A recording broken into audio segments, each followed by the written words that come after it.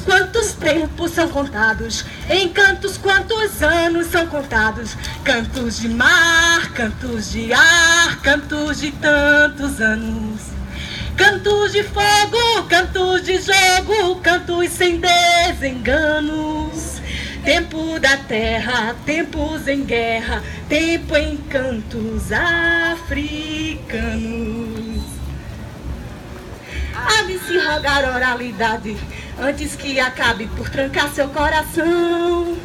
Há que se regar humanidade, antes que a força de vontade não sucumba sem razão. Há que se rogar oralidade, antes que acabe por trancar seu coração. Há que se regar humanidade, antes que a força de vontade não sucumba sem razão.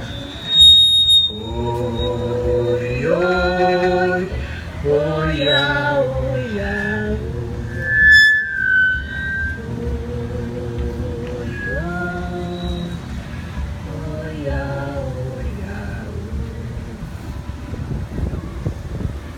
Em cantos quantos tempos são contados, em cantos quantos anos são contados, cantos de mar, cantos de ar, cantos de tantos anos, cantos de fogo, cantos de jogo, cantos sem desenganos, tempos da terra, tempos em guerra, tempo em cantos africanos. Há que se rogar oralidade, antes que acabe por trancar seu coração. Há que se regar humanidade, antes que a força de vontade não sucumba sem razão. Há que se rogar oralidade, antes que acabe por trancar seu coração. Há que se regar humanidade, antes que a força de vontade não sucumba sem razão. Oi, oi, oi, oi,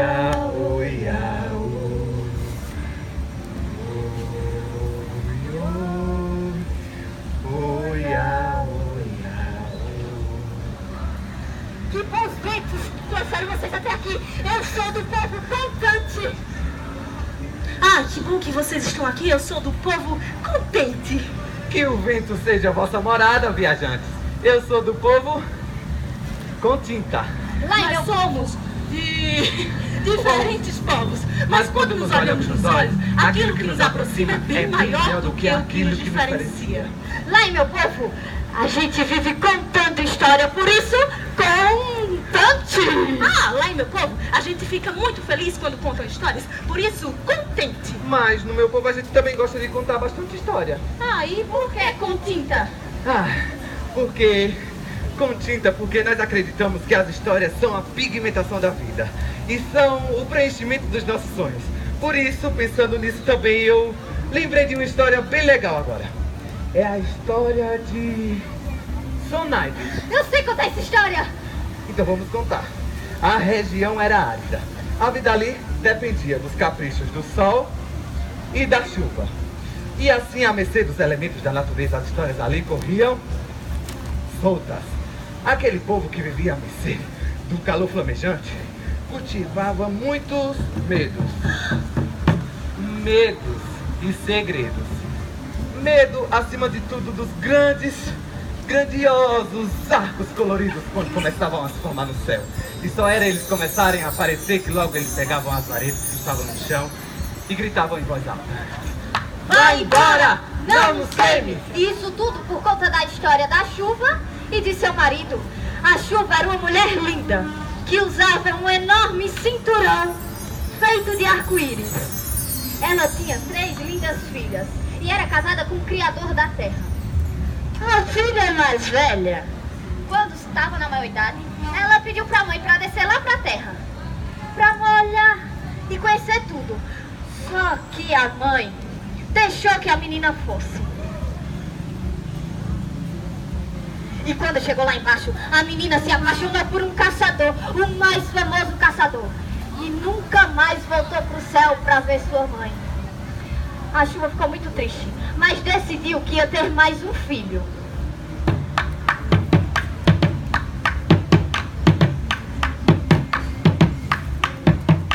E a ele deu o nome de Sonaibe.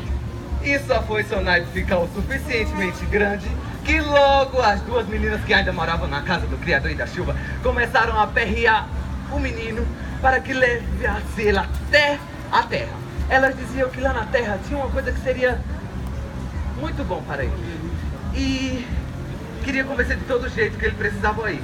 Mas acontece que a Chuva não ia deixar que aquilo acontecesse tão facilmente, né? Ou será medo que acontecesse o que aconteceu com a primeira filha?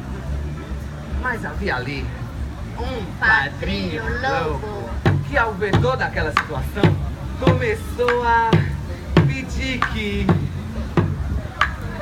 ele defendesse essas crianças para descer até a terra. E chegou lá na Chuva e no Criador e disse: ora, eu preciso levar essas crianças até a terra porque a terra é muito diversa.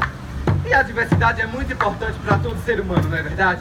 Então, pensando nisso, eu me comprometo de cuidar de todos eles lá na terra. A Chuva tinha certeza que não deixaria aquilo acontecer. Mas o Criador deixou que eles fossem. E lá foram as crianças felizes, não que tanto, mais felizes do que tudo. Quando chegaram lá na terra, viram uma aldeia enorme, cheia de pessoas. E tinha umas cabaninhas bem bonitinhas também. E as pessoas não dava pra distinguir se elas eram boas ou se elas eram más. Mas uma moça olhou pra Sonaib e disse: ei, você tem a sobrancelha igualzinha à da minha mãe. Não sabe se por isso ou por outra razão, a mulher foi logo oferecendo comida pra todo mundo. Só que o padrinho lobo disse: Sonaib não. Sonaib é de outro mundo. Sonaib ficou muito triste. Ele se afastou de todo mundo e foi sentar bem distante. Sentou lá e ficou triste. Só foi o menino sentar-se, muito triste, que quando ele olhou para o céu, viu vindo em sua direção um lindo passarinho. Ele deu um sorriso lindo para o passarinho, guardou ele em seu chapéu e disse que aquele seria o seu grande companheiro. Aquela mulher que anteriormente tinha oferecido a comida, ela voltou e disse que não poderia deixar aquele menino com as sobrancelhas da sua mãe e aquelas duas meninas lindas dormirem em qualquer lugar. Então precisavam dormir na casa dela, nos melhores cômodos. Só que o padrinho louco imediatamente disse: Sonaib não, Sonaib é de outro mundo. As meninas podem até dormir aí com você, mas Sonaib vem comigo. E assim fez. Pegou na mão do menino, levou ele até uma cabana que tinha um pouco depois da casa da senhora e disse: deite, Sonaib. Aqui é sua nova morada. E assim o menino fez. E só foi Sonaib pegar no sono que o padrinho lobo foi logo correndo na aldeia em busca de pessoas que junto com ele pudessem fazer um plano do mal. Era um ato criminoso. E lá vinham aquelas pessoas. No seu rosto estava escrita as expressões da maldade. E elas vinham com tocha de fogo que começou a jogar na cabana de Sonaib. Fogo e mais fogo e mais fogo e mais fogo. De lá só saiu um passarinho que foi voando em direção ao céu para avisar a mãe e ao pai de Sonaib. O passarinho, assim que chegou lá no céu, foi logo cantarolando em voz alta dizendo: socorro, socorro, o seu filho está morrendo e as duas meninas ainda nem sabem. Quando a Chuva escutou aquilo pela primeira vez, ela tocou no Criador e disse: você está ouvindo o que ele está dizendo? Esse passarinho cantarolou dizendo que o nosso filho está morrendo. O passarinho novamente cantarolou em voz alta para que a Chuva entendesse. E ela foi ficando logo ofegante. Foi ficando tão ofegante que ela disse ao Criador: mas logo você, que é a labareda, vai deixar o nosso filho morrer dessa forma? Ela foi ficando tão ofegante, que as pessoas que estavam lá embaixo na terra começaram a ver formar lá no céu grandiosas nuvens acidentadas com lindos arco-íris. Era a tempestade. E como vocês sabem, a tempestade não diferencia as pessoas boas das pessoas más. E lá do céu dava para se ver aqueles raios que cortavam e caía sobre o padrinho lobo e todas aquelas pessoas que participaram daquele lugar do criminoso. De lá de baixo, da nossa praça, eu ouvi uma voz que dizia: nunca matem os filhos do céu! Nunca matem os filhos do céu!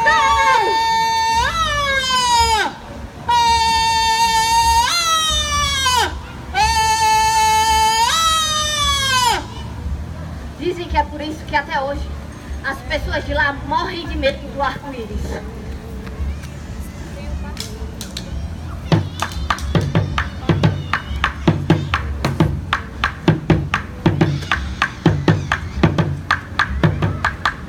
Eu queria aproveitar que a gente já tirou nossos véus aqui diante de vocês para contar mais uma história. A história de Kingbo. Ah, eu sei contar essa história.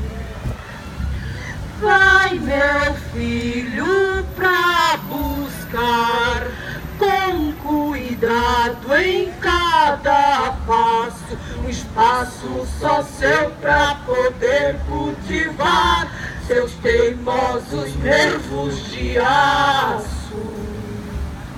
Entre os Yorubais, conta a história de um homem e de sua mulher Dolapo, Kingbo. Eles se casaram muito jovens. Muito jovenzinhos.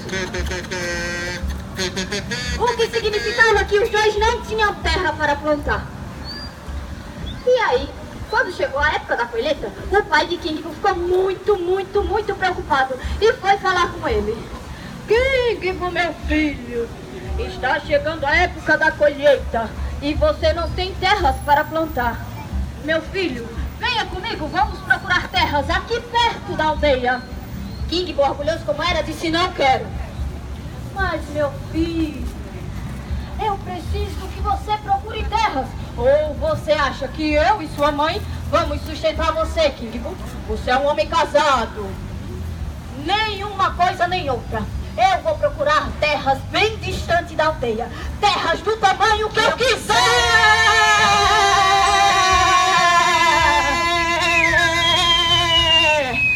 Kingbo, o que significa exatamente homem teimoso? Ele disse que ia pro mato e assim fez. Seguiu viagem. E chegando no mato, Kingbo foi logo se preparando para arar a terra.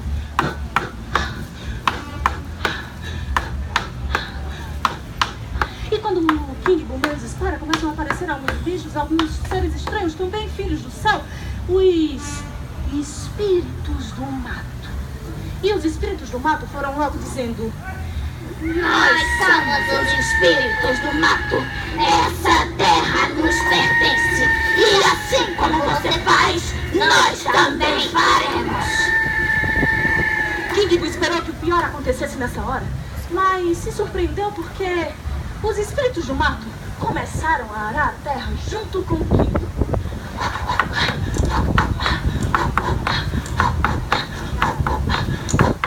E antes que o dia acabasse, aquilo tudo já estava arado. Kingbo olhou para aquilo e foi embora sem nem dizer obrigado.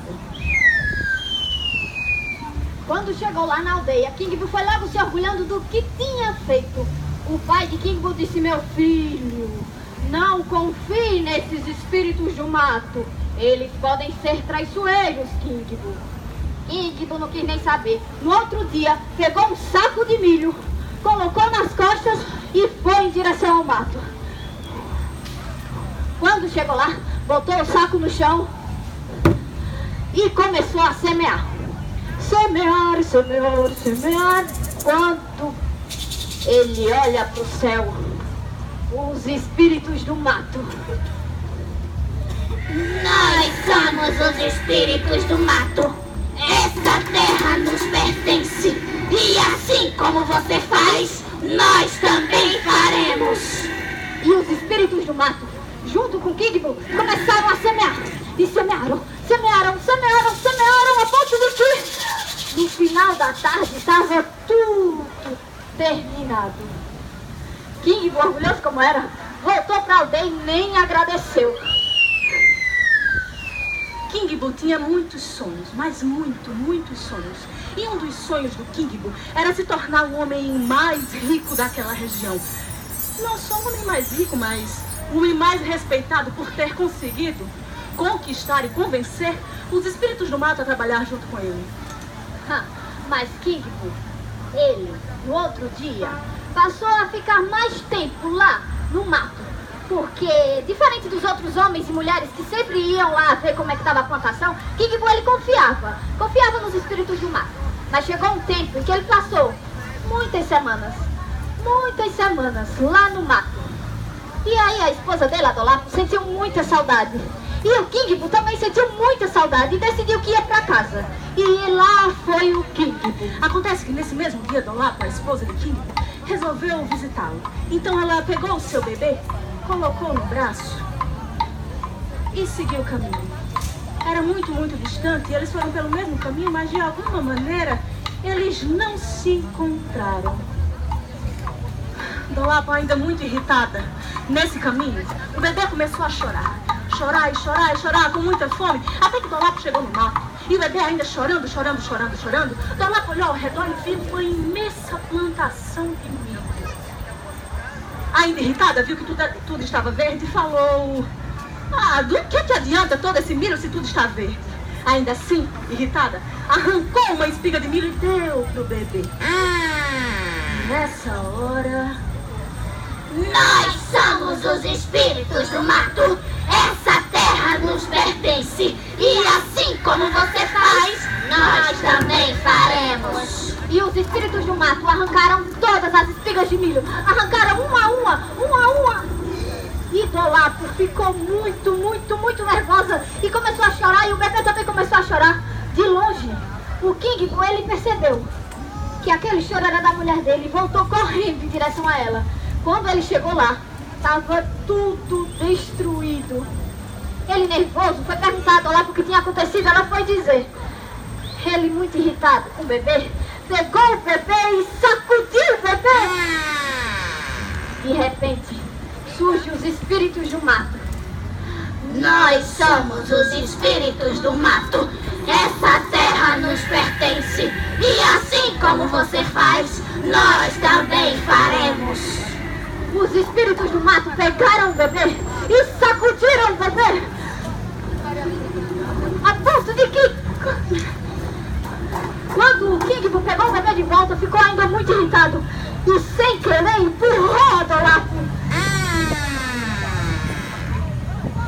Nós somos os espíritos do mato. Essa terra nos pertence. E assim como você faz, nós também faremos. Os espíritos começaram a empurrar Dolapo. King Boo ficou tão preocupado e tão nervoso com aquilo que bateu na própria cabeça. Ai, não. O King Boo apanhou tanto, mas tanto, que ele saiu daquela terra prometendo que jamais voltaria àquele lugar. Dizem que a promessa se cumpriu. E que também ele deixou de ser tão teimoso, não é? Vai, meu filho, pra buscar com cuidado em cada passo. O espaço só seu pra poder cultivar seus teimosos nervos de aço. O que vem fácil se destrói, corrói. Cuidado com o desconhecido, bandido. Se a fome aperta o peito, dói. E a violência pede abrigo, castigo. E eu vou aproveitar, já que tá todo mundo aqui nessa roda, pra contar uma história que eu gosto muito. É a história de uma mulher. É a história de uma mulher velha, viúva e muito triste. Eu conheço essa história. Ela começa assim. O vento traz sua oração, o mensageiro da montanha. O vento traz satisfação. Quem a mantém é quem ganha. Há muito, mas há muito tempo atrás, vivia numa comunidade chaga uma velha, como eu falei, viúva, sozinha e muito triste. Mas por que será que essa mulher era tão triste, hein? Hein? Por que será que essa mulher é tão triste? Conta-se, muito tempo atrás também, ela se casou com um homem que ela amava muito. Mas esse homem foi embora muito cedo. A mulher não se casou, não teve filhos e por isso mesmo ela não foi avó. Depois que ela perdeu o marido, ela decidiu que jamais se casaria de novo. Mas essa mulher foi ficando velha. Ela foi ficando ainda mais velha e decidiu mudar de casa. Nessa nova casa, ela ainda possuía muita tristeza. E ela estava muito triste. Mas existia duas coisas que ainda ela gostava muito de fazer. Uma era cuidar daquele plantio maravilhoso que ela tinha no cantinho da sua casinha pequena. E a outra era fazer aquele cozido que só a Fátima sabe fazer. E ela estava lá no seu plantiozinho e de repente...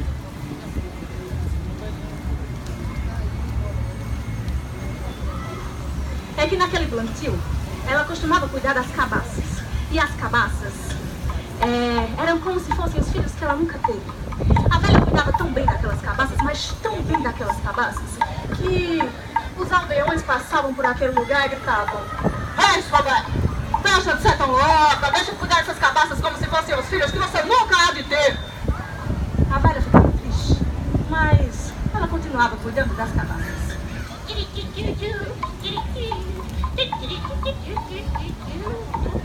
Muito triste com aquela situação, um filho do céu, o espírito da montanha que morava lá no alto da montanha, decidiu enviar um mensageiro até aquela senhora.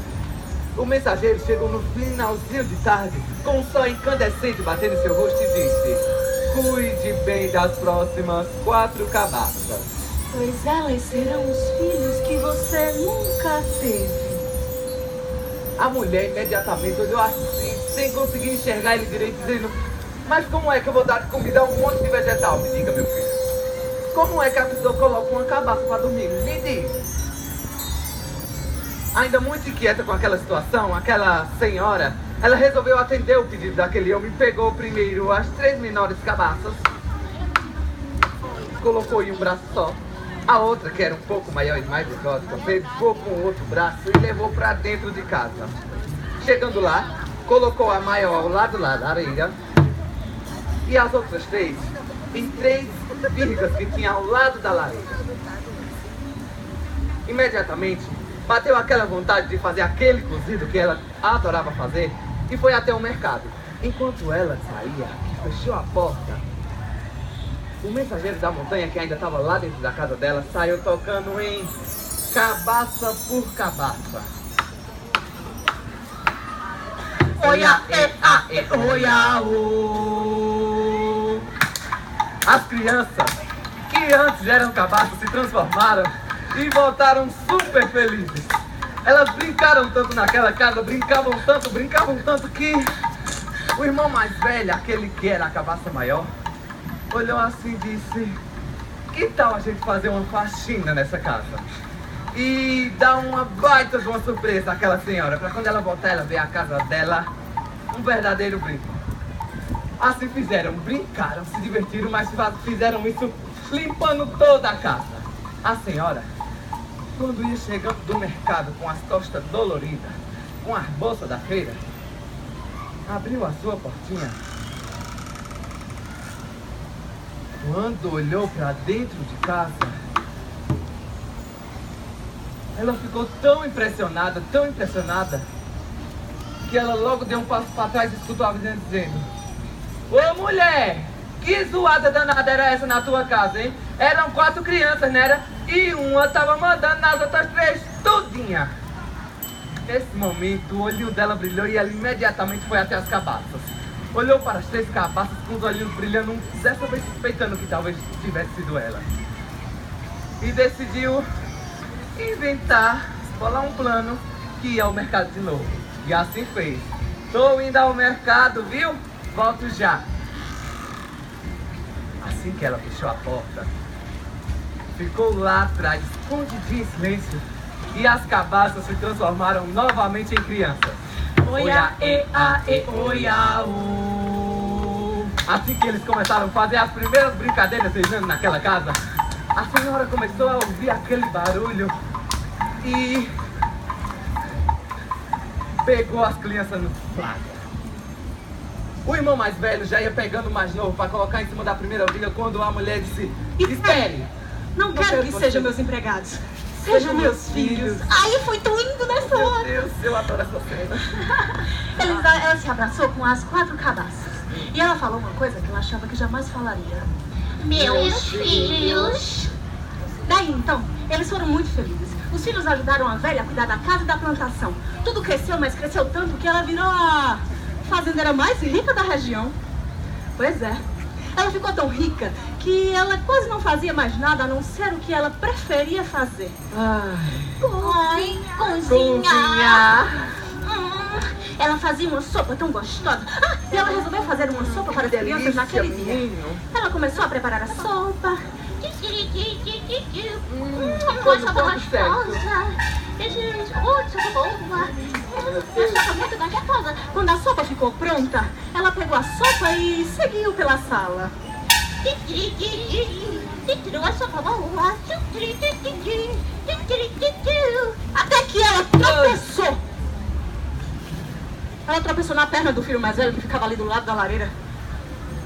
Nessa hora, a velha ficou tão irritada, mas tão irritada, que ela olhou pro menino e falou assim: eu não já disse pra você ficar aqui igual um vegetal na minha frente, menino?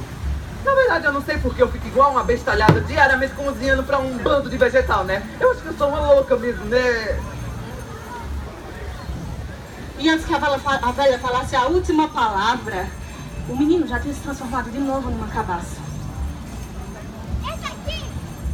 A velha olhou para aquilo, correu lá pro fim da casa, lá na plantação, para encontrar as 3 outras crianças, mas quando ela chegou só tinham 3 cabaças.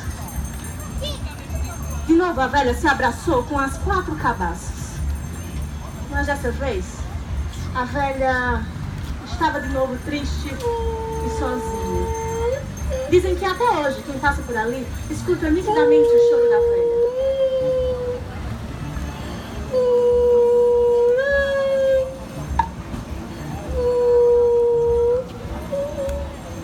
O vento traz sua oração, com o mensageiro da montanha. O vento traz sua oração, quem a mantém é quem ganha. Nasce ser triplicado em ventania, num caminho que não é trajeto longo. Gratidão no peito diferencia, criança, cabaça, filhinho e corongoi. Criança, filhinho e corongoi. Criança, filhinho e corongoi. Criança, filhinho e corongoi. Eu queria também. Eu queria aproveitar. Entre corações de teatro estava passando um espaço bem maior do que a gente imagina para contar a história de um homem. Um homem que viria a ser A história dele, ele viria a ser chamado ser conhecido como... Ele viria a ser conhecido como... Tu sabe o nome dele? Não, é Tsugoabe! Tsugoabe! Conta o povo, Koi! Localizado lá no sul do deserto da África, que viria de lá o homem que ficaria conhecido por todo mundo como Tsugoabe. O povo Koi naquele período sofria com uma seca extrema que devastava todo o seu povo há muito tempo. E assim como todo mundo daquele povo, Tsugoabe estava muito preocupado. Por onde quer que se olhasse, lá no céu não tinha uma nuvenzinha sequer. O sol, que antes era olhado com admiração, agora era o grande inimigo dos homens. Se eles quisessem caçar qualquer caça que fosse, para alimentar a fome das crianças que choravam noite e dia, eles tinham que andar quilômetros e quilômetros. Para pegar água, só tinha um poço. E nesse poço, eles tinham que descer agora cada vez mais fundo o balde, para pegar um pouquinho do líquido precioso, que eles tinham que escolher se eles davam para o gado, se regavam as plantas ou se bebia. Mas se eles dessem para o gado ou regassem as plantas, não tinha água para beber. Foi então que um certo dia apareceu uma enorme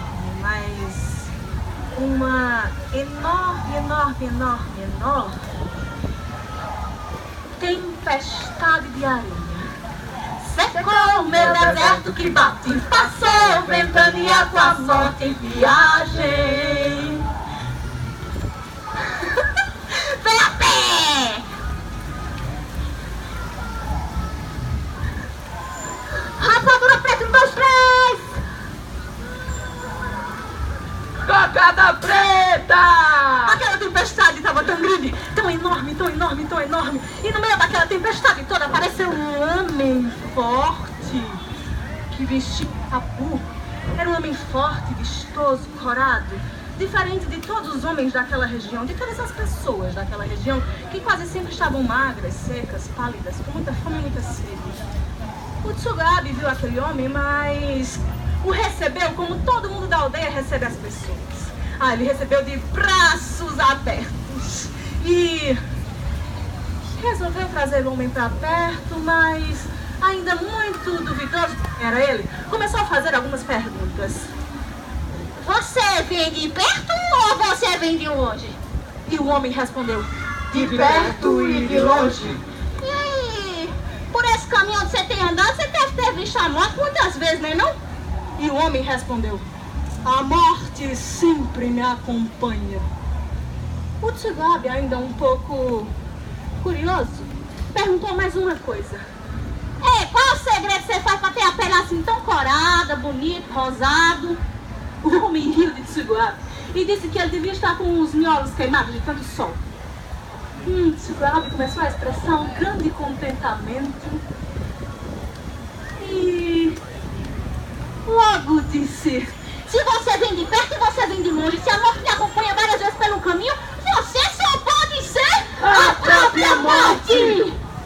Naquele momento, o homem que estava com o capuz imediatamente olhou para Tsugabe, tirou seu capuz, olhou bem nos olhos dele e disse, está aqui aquele que chamam por morte. Eu sou Gaonabi. Tsugabe estava com um sorriso tão lindo que nem parecia ser a morte que estava na frente dele. Gaonabi imediatamente perguntou, ora menino, qual o motivo de você estar tão alegre me vendo assim na sua frente? Você está feliz em ver a morte? Gaonabi ficou um pouco confuso e Tsugabe respondeu, ora, você é o responsável por devastar todo o meu povo. E a única coisa que a morte teme é a vida. E como os dois andam ali lado a lado, eu quero convidar você agora para um duelo. É um ringue que caso eu vença essa luta, você vai embora de uma vez por todas por um bom tempo do Popcoin. Agora caso você vença, você leva de uma vez por toda ele e todo o meu povo.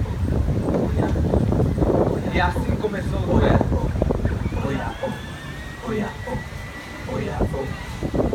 Dizem que essa luta durou semanas. dizem que essa luta durou meses. Há quem diga que essa luta chegou a durar anos. E todo mundo que chegava ali naquela grande roda que se formava dentro do Popcoin trazia e depositava seu olhar de solidariedade ao seu povo. E fazia questão de convidar quem ainda não tinha chegado até a roda, dizendo: a luta de Tsugabe começou! Tsugabe está lutando contra a morte! Tsugabe está lutando contra a morte! Tsugabe está lutando contra a morte! Tsugabe está lutando contra a morte! A luta contra a morte começou! E não há homem forte ou fraco que não se dispusesse ir até lá, no local da luta. E Tsugabe emitia os melhores golpes, pois a vida toda tinha lutado contra tudo e contra todos para permanecer ali, vivo. Mas Gaonabi, ele tinha a vontade orgulhosa de vencer a luta. Quando Tsugabe derrubou Gaonabi, ele estava dado como vencido. Tsugabe olhou para ele e disse: você lutou com lealdade. Mas Gaonabi, orgulhoso como era, deu um chute no joelho de Tsugabe, que foi um estrondo tão grande que partiu ao meio. Tsugabe desmaiou e quando ele retornou começou a ouvir vozes. Vozes que pareciam ser de seu povo. Tsui venceu a morte. Tsui conseguiu vencer, salvou nosso Tsui povo. venceu a morte. Quando o tio Gabi olhou pra baixo, ele viu o corpo dele lá embaixo. Ele tentou chegar perto ali. Tio Gabi venceu a morte, mas não conseguiu. Dos olhos de tio Gabi começou a sair lágrima. Dos dedos dele começou a sair água. E o povo lá de baixo gritava: Viva!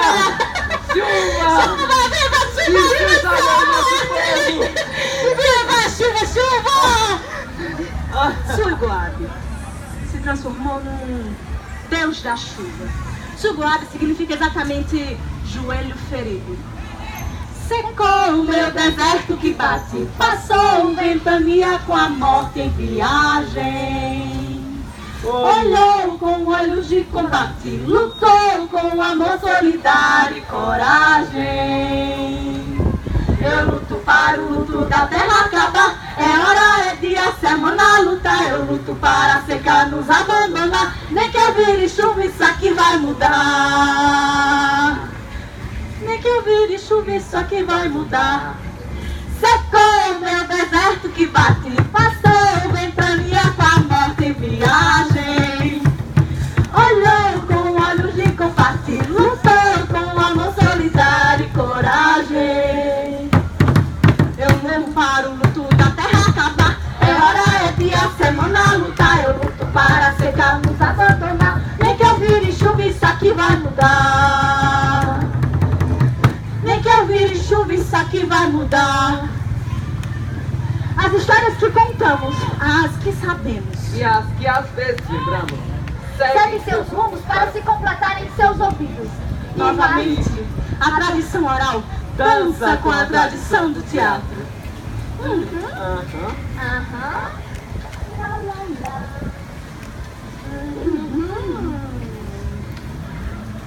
Minha alma e o seu coração batem o mesmo tambor. Meu olho investiga, escuta dos filhos do céu, do céu, do céu. No mundo de tantas incertezas pregamos o amor, amor, tambor. E a tradição do mandengue repica em chapéu, repica no pique do nosso chapéu. Bote um sorriso de glória se tu gostou dessa história. Bote uma joia notória se tu gostou dessa história. Uma fruta, uma memória se tu gostou dessa história. Bote um cheque da pretória se tu gostou dessa história. contem sua trajetória. Se tu gostou dessa história, Uma renda compulsória, se tu gostou dessa história, R$100 sem oratória. se tu gostou dessa história, se tu gostou dessa história, a riqueza e a nobreza peremptória. Que diabo é peremptória? Bote aqui o que puder e o que quiser. Se tu gostou dessa história.